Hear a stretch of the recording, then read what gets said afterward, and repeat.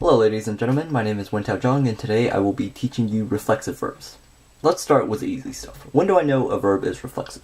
Well, a verb is reflexive when the subject and the object are the same. So for example, when I say, I wash myself, the subject is I, the verb is wash, and the object, or the person receiving the action, is myself.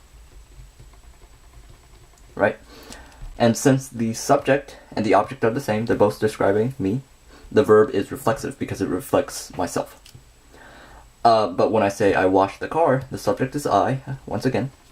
Verb is still wash, but the object has changed. It has changed to the car. And thus, since the subject and the object are different, the verb is not reflexive. Here's another example of how a verb can be either reflexive or non-reflexive. When I say I scratch myself, the subject is I, the verb is scratch, and the object is myself. But when I say I scratch the dog, the subject is I, the verb is still scratch, but the object has obviously changed to the dog. The dog. And thus, since the subject and the object are different, the verb is once again not reflexive. Now, when a verb is reflexive, the infinitive form of said verb ends in se. So when I say yavar, which means to wash, this is not reflexive. Okay?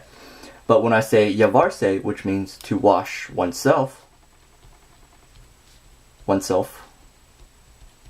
then this is a reflexive verb. Same goes for raskar, which means to scratch.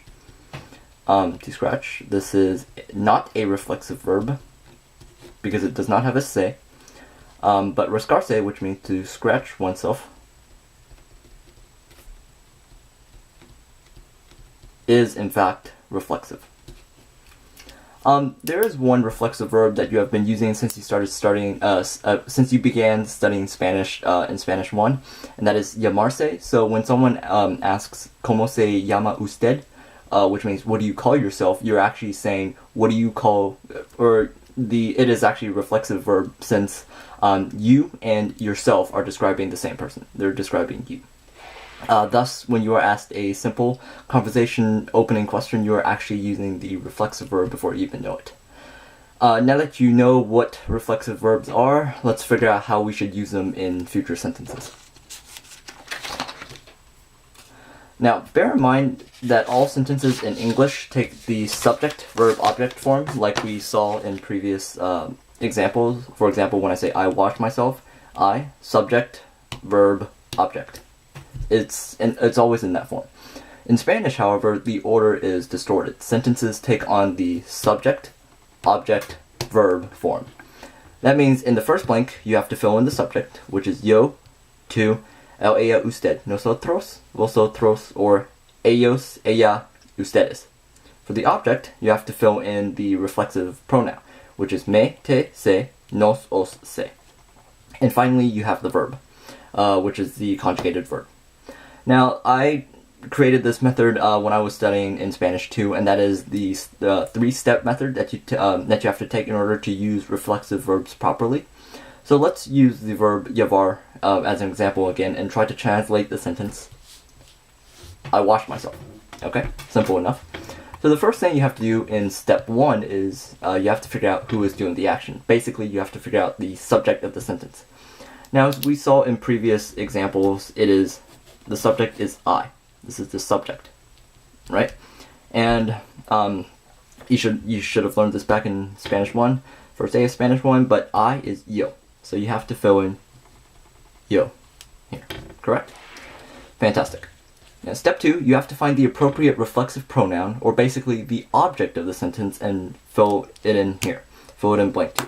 Basically, you're trying to find who is receiving the action, who's on the receiving end. Could be your dog or yourself. You have to select from one of the 6 reflexive nouns here. Now, since we have already identified the object of the sentence as myself, this is the object, we have to choose me, which is the Spanish reflexive pronoun for myself. So, yo plus me. Now we have the object. Step 3 is probably the easiest one of all. you have to conjugate llevar.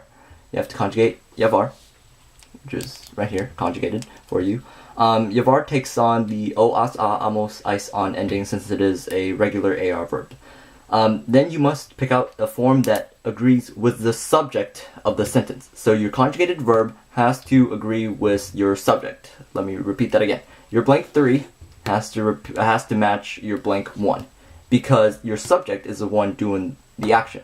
Your object is simply receiving the action. It's not doing the action.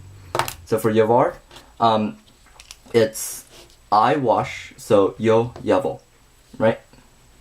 If we were to say yo llevo, that's I wash. So for the third blank, we fill in llevo. And so basically there you have it. I wash myself in reflexive pronouns. In the reflexive, when you put it in the reflexive form, becomes yo me llevo. I wash myself. Okay? Subject, verb, object. Thank you for watching. This is Wentao Zane teaching you the reflexive form in Spanish too. Thank you for watching.